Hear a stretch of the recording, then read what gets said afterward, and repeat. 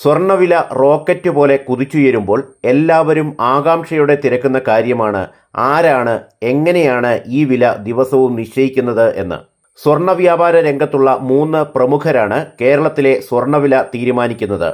All Kerala gold and silver merchants association സംസ്ഥാന president doctor B Govindan, general secretary K Surendran, treasurer advocate S Abdul Nasser എന്നിവരാണ് ആ മൂവർ സംഘം. സംഘടനയുടെ സംസ്ഥാന കമ്മിറ്റിയാണ് ഈ 3 അംഗ കമ്മിറ്റിയെ ഇതിന് ചുമതലപ്പെടുത്തിയിരിക്കുന്നത്.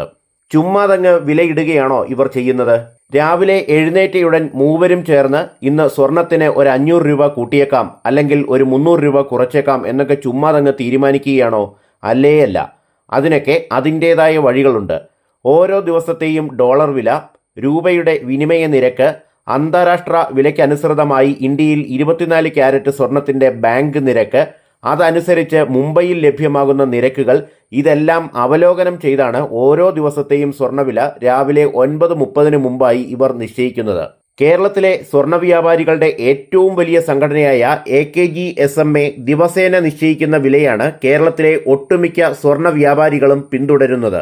കേരളത്തിൽ നിന്നുള്ള കോർപ്പറേറ്റുകൾ ഇന്ത്യയൊട്ടാകെ പിന്തുടരുന്നതും ഈ വില തന്നെ. ഇതിന്റെ ചുവട് പിടിച്ചാണ് ഇന്ത്യയിലെ മിക്കവാറും എല്ലാ സംസ്ഥാനങ്ങളിലെയും സ്വർണ്ണ വ്യാപാരി അസോസിയേഷനുകൾ ദിവസേന വില നിശ്ചയിക്കുന്നത്.